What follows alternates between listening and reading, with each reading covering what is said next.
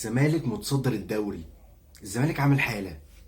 الزمالك مع معتمد جمال بيقول لي ان انا بلعب، ان انا مكمل في المنافسه. هلعب دوري والعب كونفدراليه والاخر نفس. الماتش ده عرفني ان انا في ماتش صعب هلعب وهكسب.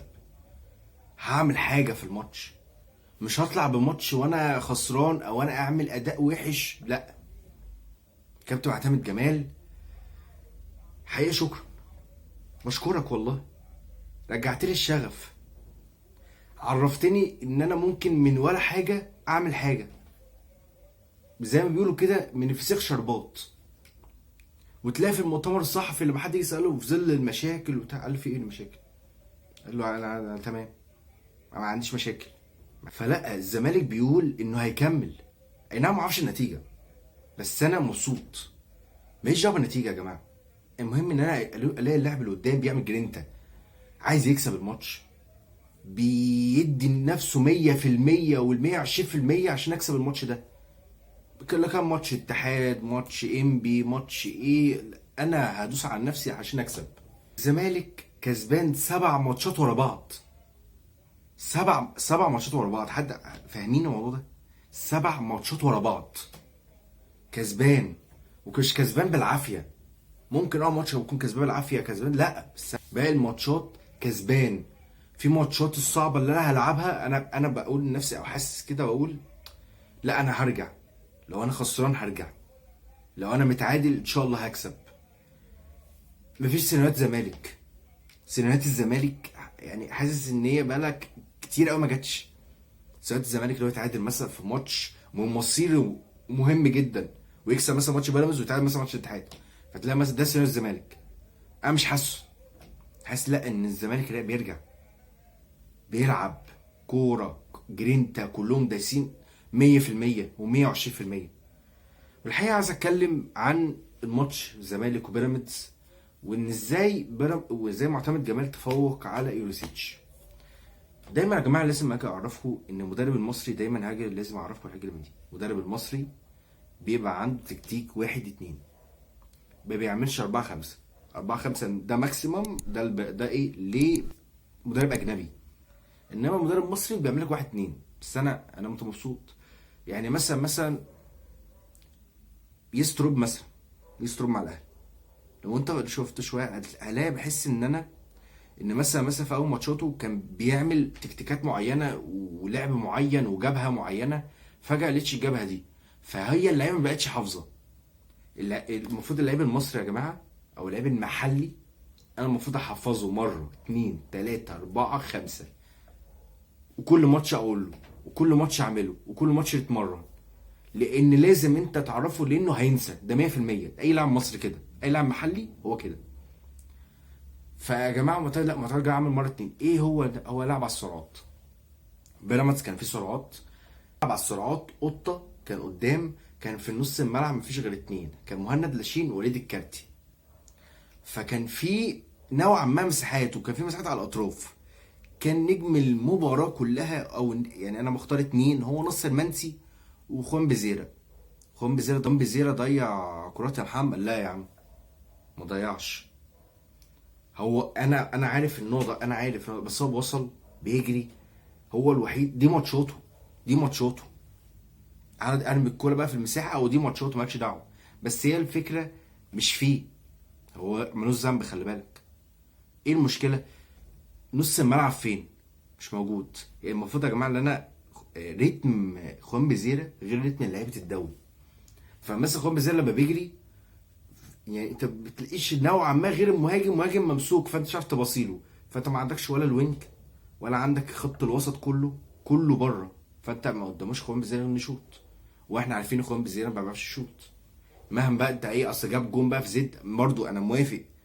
بس دي هتلاقيها مره 2 3، لسه بيحسن الفينش. مش هتلاقيه في مره وليله، او في موسم ده مثلا الفينش بتاعه بقى كويس.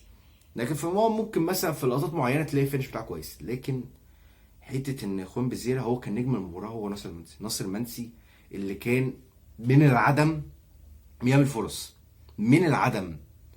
ناصر منسي خد الكوره، قطعها، كان في اول الدقايق، اول دقيقه قطع الكوره من اللي ولا شيء، عطاها لمحمد شحاته، محمد شحاته حطها في العارضه.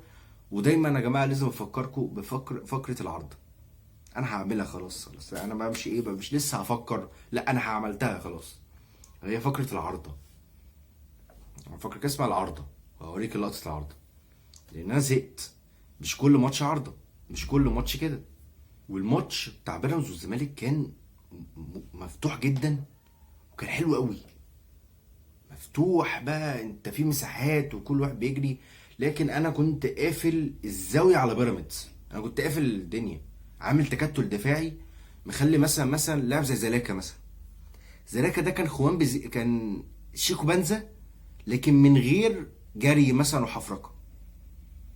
هو كان شيكو بنزا قوي، كان شايف يستلم مفيش خالص.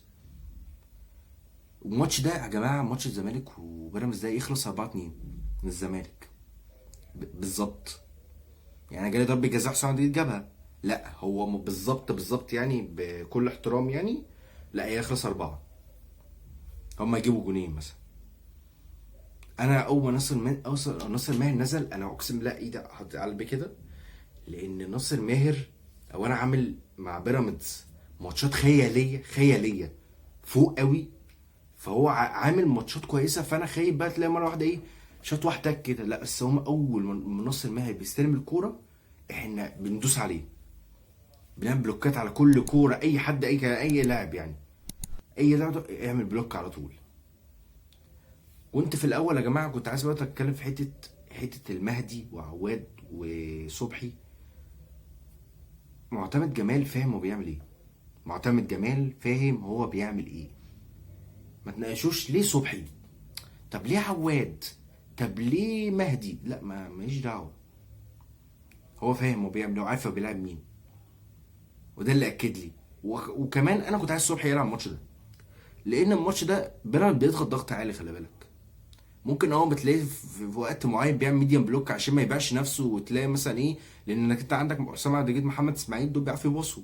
فهتلاقي بقى نص الملعب تلاقي نفسك بقى ايه، انت طلعت مثلا حوالي اكتر من 4 لعيبه بره، 4 لعيبه بره الجيم.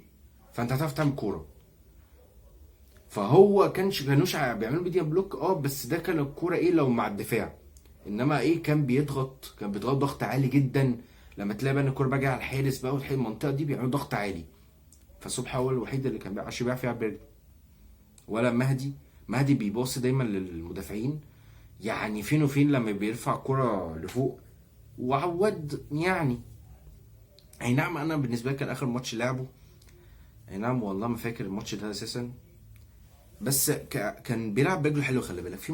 في جون جه من احمد شريف، اسيست ناصر منسي.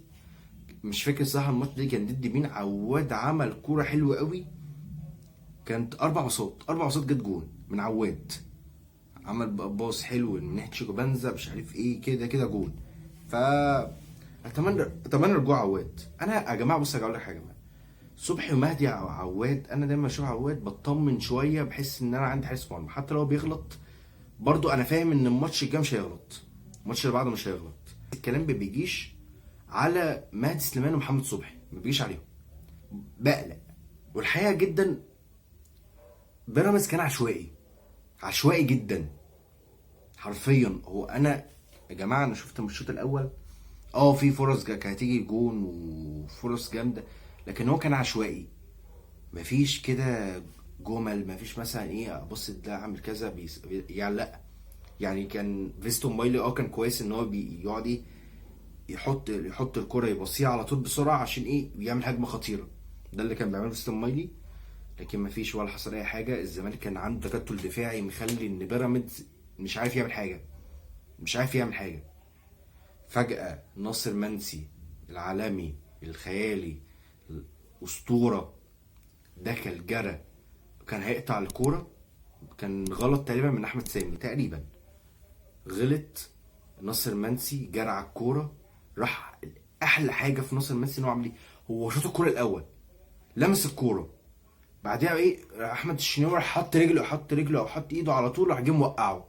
ضربة جزاء صحيحة 100%. محدش يقدر يتكلم جملة، كلمة واحدة ما ينفعش تيجي على ضربة الجزاء دي.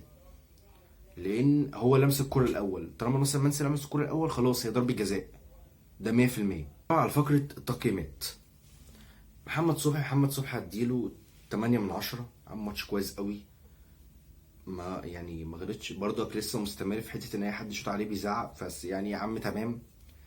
محمد ابراهيم عمل ماتش فاجئني الصراحه، لاعب ناشئ زي ده برضو. هو كان قدامه زلاكا، والحمد لله زلاكا كانش كويس، بس برضو هو وقفه، ما كانش بيديله اي كور، لا تمام. محمد ابراهيم هديله 6. حسام عبد المجيد هديله 10. هايل. هديله 10 لانه انقذ كور كتيره كان ممكن تجيب جون. هو اللي جرى عمل سبرنت عالمي عشان يدي واحده تاكلين كده بتضيع. يمكن غلط لا، بس لا، هو في الماتش ده المجمل بتاعه كان عامل ماتش كويس قوي. وفي نفس الوقت محمد اسماعيل عمل ماتش كويس قوي، جاب 8 من 10. بنتايج ما لقيتش بصمه هجوميه قوي، لكن دفاعيا هو كان محترم قوي واديله 6 من 10. هو كان كويس قوي، بنتايج كان عالمي دفاعيا لكن مش شفتوش هجوميا، ما طلعش جرى. ساب فتوح هو اللي يعمل الحاجات بتاعته. وبعديها لما في الشوط الثاني شيكو بنزا هو اللي نزل ومكان محمد سيد، وفتوح نزل نص الملعب وكان هايل جدا. والكوره كانت ضيعنا كور كتير قوي، ستة بتاعتها كانت شحاتة اديله 6 من 10 برضو. محمد السيد اديله 5. عبد الله السعيد تحسه متنشن في حاجة، انا بحسه متنشن هو يعني التنشنه دي انا بحب، يعني حابب موضوع ان هو عنده جرينتا وهو عايز اكسب وبيزعق ويعمل، بس مش عارف هو بقاله كام يوم يعني غير المتوقع، يعني ما بتشوفش منه عبد الله السعيد كده. عبد الله السعيد يا جماعه لما بيطلع اصلا يتكلم في لقاء صحفي بيوصله واطي قوي، هو لاعب هادي، ما اعرفش في حاجه. هل عايز يكسب بطوله، نفسه يكسب بطوله الدوري مثلا مع الزمالك، ما اعرفش، بس هو لا، هو عامل حاله، كان لاعب كويس جدا، اديله 8 من 10. هو اللعيبه كلها كان كويسه، خصوصا بالزيرة اديله 10 اديله 8 من 10 عشان اتنين دول يعني عشان الفينش، لكن هو كان نجم. ولو كان في واحد مثلا زي مثلا انا كنت بذاكر عدي الدباغ يعني، او كان اي خط وسط او كده مثلا، ان هو كان يطلع في الهجمات دي في السرعات بقى، ان هو طلع بهجمه مرتده ففجاه هيبص مثلا للخط الوسط جون، كان هيبقى عالمي. وكان نفسي محمد سيد اليوم بالدور ده، لكن ما لقيتش محمد سيد ده، لقيته بطيء شويه، فما لقيتش الكور دي كلها. ودي ناصر منسي 10 من 10، هو اللي بيعمل كوره من العدم، هو اللي جاب لنا ضربه جزاء، هو عالمي. غلط، عارف انه غلط، عمل كور ما جاتش جون، عارف جون، بس هو اللي كسبني الماتش. اللي هيطلع كده ويقول لي مين كسبنا، هو اللي كسبني. عالمي. فتوح اديله 8. نزلوا على فكره شيكو بنزا على فكره عمل ماتش كويس قوي. مثلا في كوره عطاها ناصر منسي ضيعها، الشناوي صدها، عمل كوره كويس قوي، فضل كده محافظ على الكوره بتاعته، ما كانش فيها عشوائيه، فجاه عمل باص محترم جدا لناصر منسي وضيعها. بس هو كان كويس قوي، اديله 7 من 10، يعني اتمنى يكمل على النسق ده. احمد ربيع اديله على الماتش يعني الوقت اللي هو قدمه 5 من 10. عدي الدباغ اديله 5 برضك من 10، ما عملوش حاجه بس بديله 5 من 10. ايه اللي هو على النص، انت ما عملتش حاجه يعني، بس يعني اللعيبه دي محترمه جدا.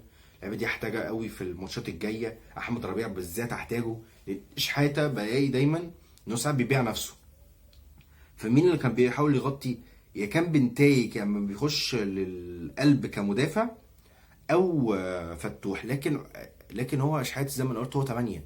لو انت عندك 6 والتمانية بتاعك هو شحاته، انا يعني تمام. برضك هو لسه شحاته ما جابش البيك بتاعه، ولسه برضه عنده حاجات وفي حاجات لازم يطورها، وفي برضك لسه مشاكل، لسه ما وصلش للمستوى اللي هو كان بيقدمه معانا. لكن برضه هو مجمل لعب كويس جدا، جاب جوره في العارضه يا ريتها كانت جت جون، فتمام جدا. تنساش يا صاحبي اللايك، الاشتراك، سلام عليكم.